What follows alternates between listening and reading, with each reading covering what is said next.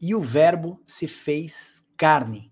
Se a palavra verbo é logos e logos é Cristo, o que nós temos feito com a palavra de Deus?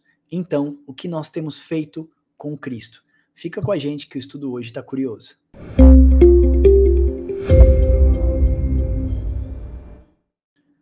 João 1:1. No princípio era o verbo, e o verbo estava com Deus, e o verbo era Deus. Então Jesus era a palavra de Deus, e sem ele nada do que foi feito teria sido feito, porque nele foram criadas todas as coisas, que há nos céus e há na terra, visíveis e invisíveis. Tudo foi criado por ele e para ele. Colossenses 1:16.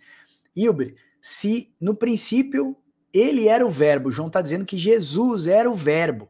O que significa verbo? Verbo é a palavra logos. Eu já quero mostrar esse e-book para você que está na descrição desse vídeo. Se você quiser baixar esse e-book aqui, você vai poder pegar na descrição desse vídeo e mais 180 e-books como esse. Olha só.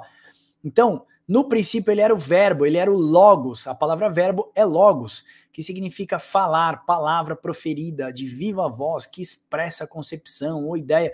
Então, olha só, Hilber, Jesus estava com Deus no princípio, né? E ele estava com Deus, e nada do que Deus fez teria sido feito se não fosse através dele. Jesus era o logos de Deus, a palavra de Deus. E Colossenses está falando que tudo foi criado por intermédio dele. Hilber, se ele é a palavra de Deus, e hoje nós temos a palavra de Deus com a fonte de revelação única, onde a nossa fé está pautada, a nossa regra de fé e prática é a palavra de Deus. O que será que o cristão de hoje está fazendo com a palavra de Deus, Hilber? Verdade, a gente vê várias coisas erradas, né? Várias deturpações dentro da palavra de Deus. E essa frase de João é uma frase genial, porque quando ele fala o Logos, no princípio era o Logos, né? E o Logos era Deus, ele está dialogando com duas culturas diferentes, mas que tinham essa noção de Logos. Tanto a cultura grega quanto a cultura hebraica. Tanto é que em Gênesis 1 é o quê?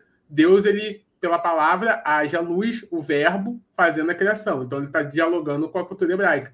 E quando você vai na filosofia grega, a filosofia grega tem esse princípio de que o Logos, que para eles não são o Deus cristão, mas o Logos era tudo que regia o universo. Então, o João, ele pega em uma frase e ele consegue sintetizar duas culturas, dois conceitos. Ele consegue evangelizar para dois povos distintos um único Deus, uma única fé. Maravilha. Irmãos, esse estudo é rápido, é um estudo fast mesmo, vai ser assim, muito rápido. Se você pular fora agora no começo, você não vai receber exortação para a igreja, exortação para as virgens prudentes, tá bom? Então, se você for nécia, você vai dormir no meio do estudo aí. Então, esse estudo é rápido, fica com a gente. Olha só, Paulo mesmo, ele, próximo da sua morte, ele pede para trazer os livros para ele. Lembra lá em 2 Timóteo 4:13, né? Ele fala, traga-me os livros. Paulo está sendo preparado para ser morto, decapitado, e ele pede, então, para que fosse trazidos os livros, levados os livros até o seu conhecimento. Olha como Paulo entendia a palavra de Deus, o verbo, o logos de Deus, e ele então honrava e dava valor à palavra.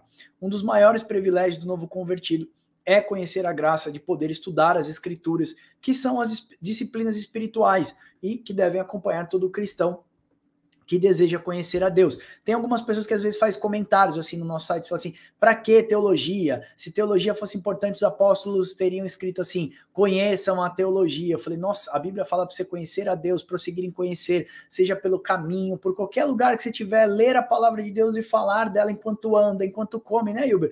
E o cara vai ali e fala uma grande bobeira, e aí a gente tem que ter calma, entender que é uma pessoa que não tem a luz do evangelho, que está machucada, ferida muitas vezes por falsas igrejas, e ali levar o amor de Cristo para aquela pessoa. Então, é difícil para a gente, mas a gente está aqui exatamente para isso. Fomos dotados com faculdades naturais. Ô, Max, compartilha o e-book na tela com a gente. Ah, desculpa. Então vamos lá, compartilha no e-book aqui, ó. Eu tô aqui embaixo, tá? Nós fomos dotados aqui, ó, de faculdades naturais para conhecermos a Deus e a sua palavra e como ferramentas para o cultivo e compreensão das escrituras. Então Deus promoveu maravilhosos livros para leitura e, portanto, um hábito santo para a vida, né, do cristão. Deixa eu fazer uma outra exortação aqui. Nós fizemos um estudo chamado O Livro de Enoque. Vou pedir para o Uber deixar um card aqui em cima.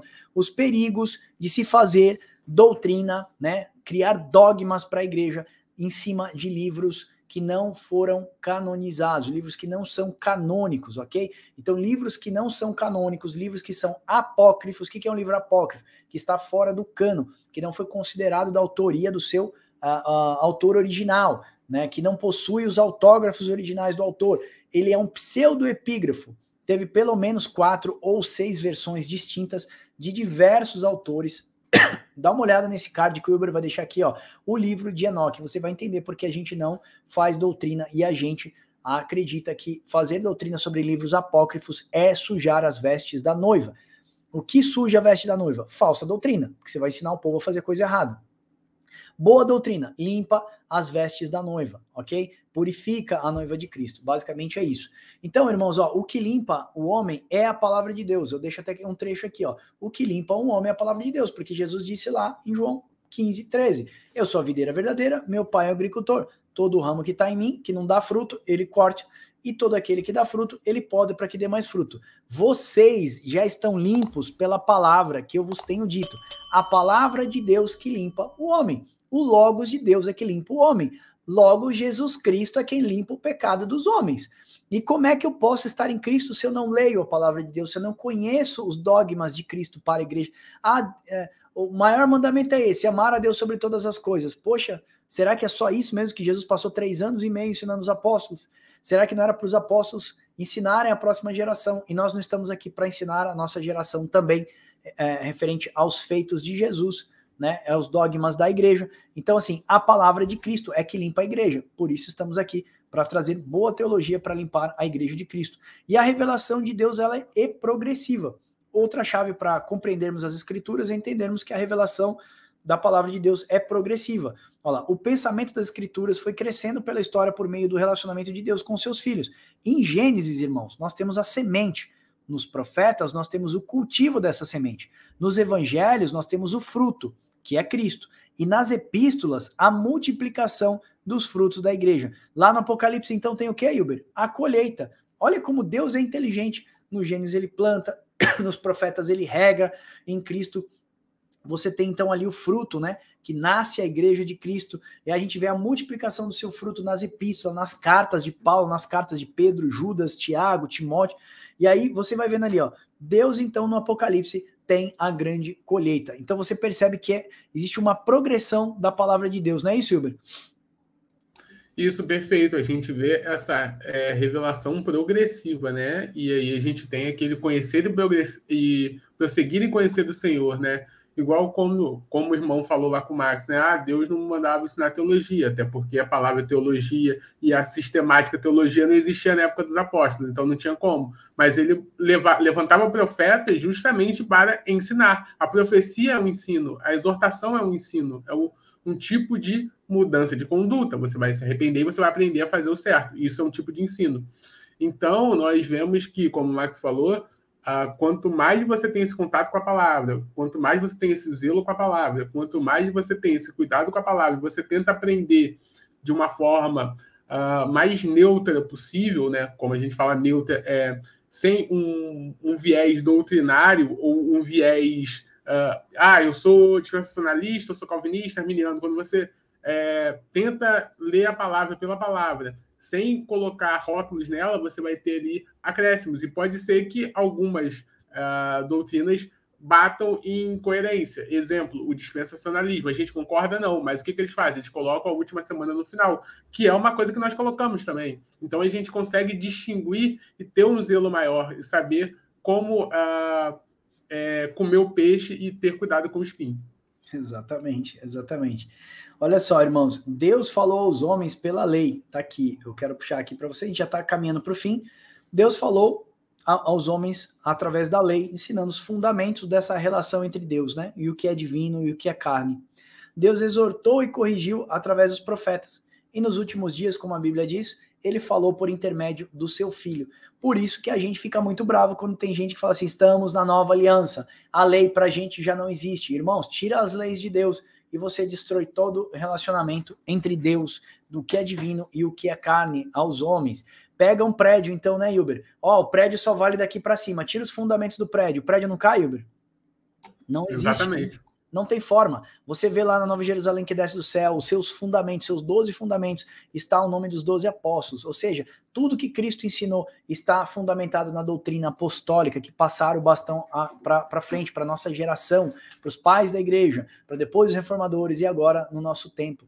Né? Então, assim, a doutrina de Cristo é baseada, as leis foram feitas por Deus, foram cultivadas e exortadas pelos profetas, e nos últimos dias Deus falou por intermédio do seu Filho. Olha, João, aquele que a palavra tornou-se carne. Olha Salmos, guardei no coração a tua palavra para não pecar contra ti. Olha novamente, João, asseguro que se alguém obedecer a minha palavra, jamais verá morte. Então, obedecer a palavra de Deus é viver a vida no Espírito, sobre as disciplinas de Jesus. Foi por esse motivo que no deserto Deus orienta Moisés a dizer ao povo para não pecar contra o anjo do Senhor que ia à frente do seu povo. Êxodo 23, do 20 ao 25.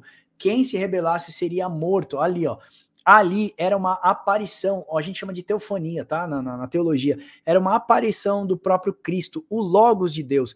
Quem estava na frente, então, do povo no deserto? O próprio Cristo. Por isso que Deus falou, ó, fala a Moisés para o povo não pecar contra esse anjo, que quem pecar contra esse anjo vai morrer. Olha o símbolo do homem que está no deserto. Quem precisa de Jesus Cristo e não grudar em Jesus Cristo, você está no deserto do pecado aí, você vai morrer. Se você pecar contra o filho, você não tem o pai também.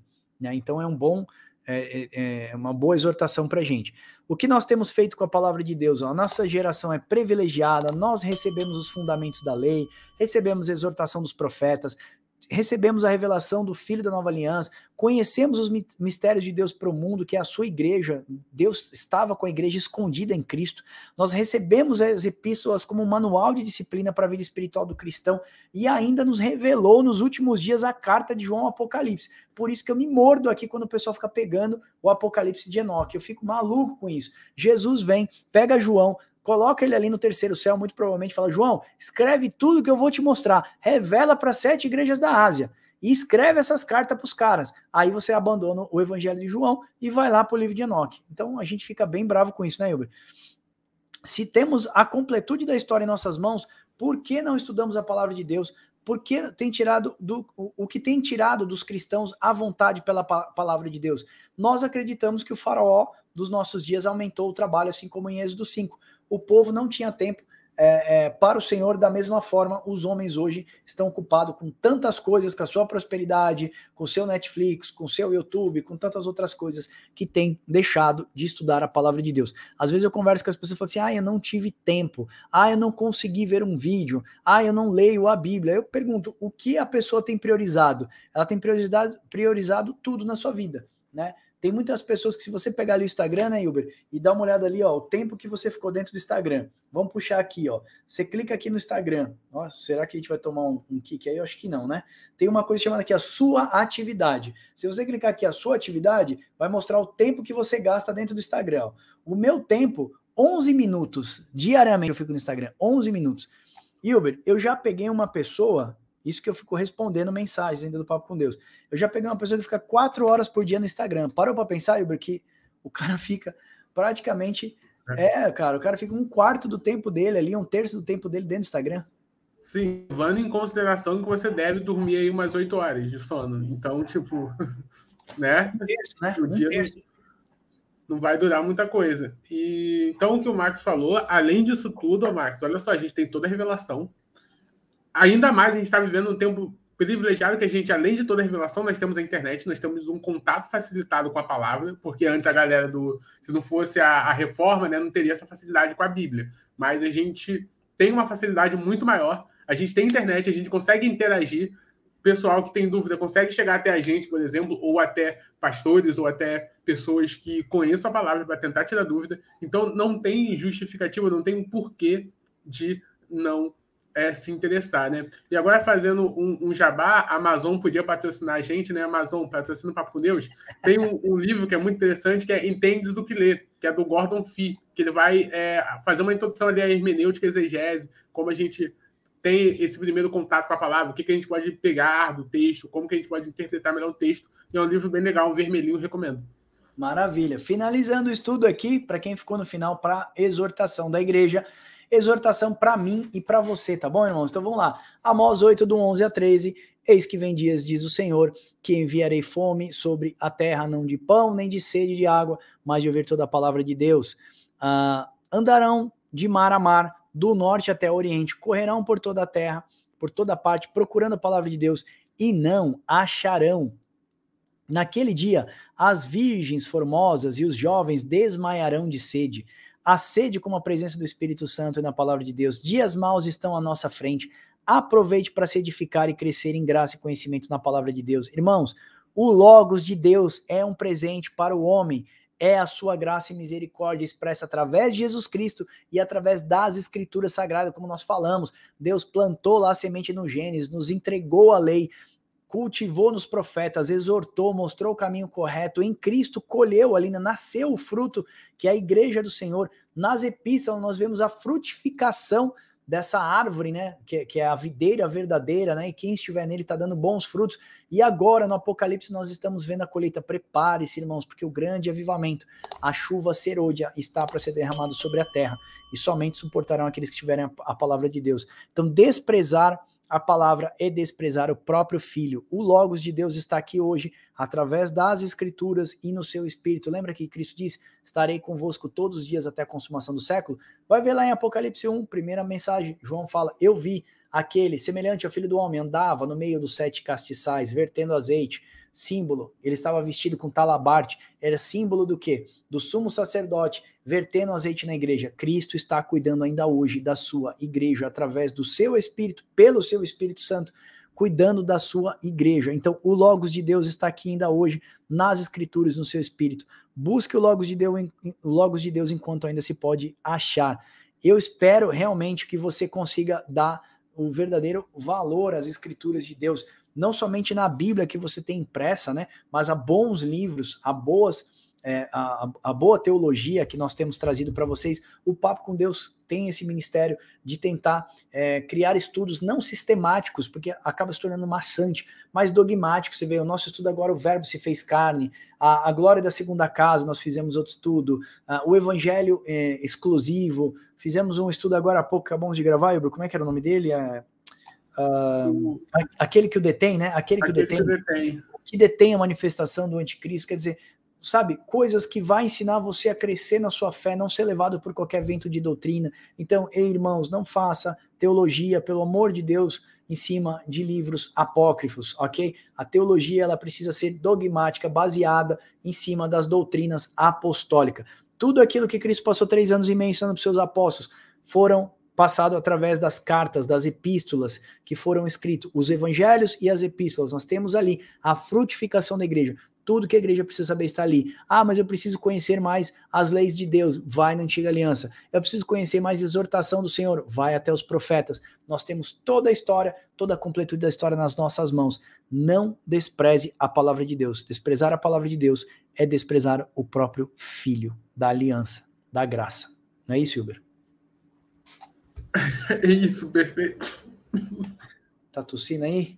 Ó, o Wilber tá... Não precisa cortar esse trecho, não. O Wilber tá gripadaço. Ele ainda está, né? Com Covid. E ele tava fazendo tratamento aí, tá se segurando pra gente poder gravar.